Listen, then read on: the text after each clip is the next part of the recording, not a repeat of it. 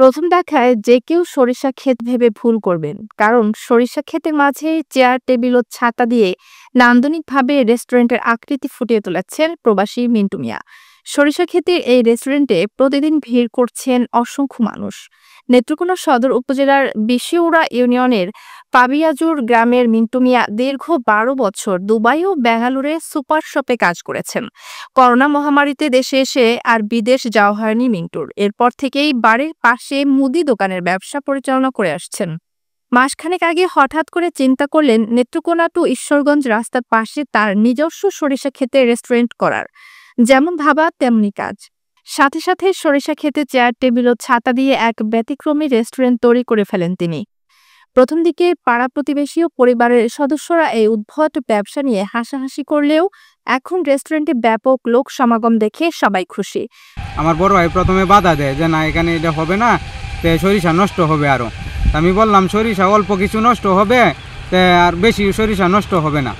তারপরে কয়েকদিন পরে এই সরিষা যখন একটু উপরে উঠে, তাহলে এই সরিষাগুলো আমি এর রাস্তার যে জায়গাটা আসা যাওয়ার জন্য একটা রাস্তা রাখি, আর টেবিলের জায়গাত এই সরিষাগুলি শাক হিসাবে ব্যবহার করি।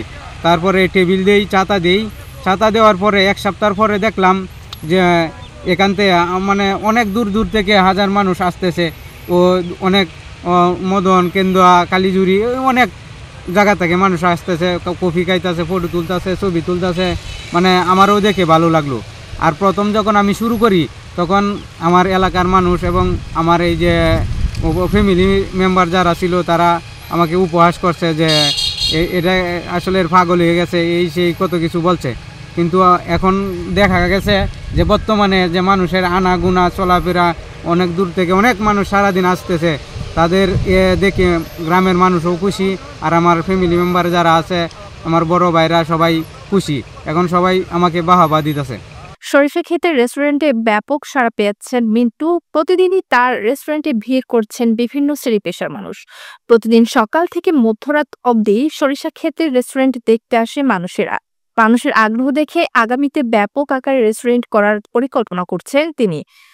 প্রতিদিন তার দোকানে 10,000 টাকা বিক্রি হচ্ছে বলে জানান। আর সরিষা ক্ষেতের রেস্টুরেন্টে কাজ করছেন মিন্টুর আত্মীয়রা। এতে কর্মসংস্থানও তৈরি হয়েছে। এই সরিষা বাগানে অনেক লোক আসে, এখানে এসে চা কফি খায়, অনেক বন্ধু বান্ধব নিয়ে ঘুরতে আসে বিভিন্ন অঞ্চল থেকে। চিন্তাধারা মন্টু যাতে ভবিষ্যতে আরও কিছু করতে পারে সেই আশা করি। মোহনগঞ্জ থেকে আসলাম, দেখলাম মন্টু ভাইয়ের এই জায়গায় একটা কফি হাউস। ফেসবুকে ইউটিউবে দেখার পরে মন্টু ভাইয়ের কফি হাউসে আসলাম, অনেক ভালো লাগতেছে। কিন্তু মন্টু ভাই যে এই অল্প সময়ে যে অনেক কিছু যে করে লাইছে, এটা আমরা ভাবতে পারি নাই। মন্টু ভাইকে অনেক অভিনন্দন, অনেক শুভেচ্ছা। বিভিন্ন টিভি চ্যানেলে, ফেসবুকে, হোয়াটসঅ্যাপে, ইউটিউবে দেখি যে ঢাকা থেকে বিভিন্ন স্থান থেকে অনেকেই এখানে আসে।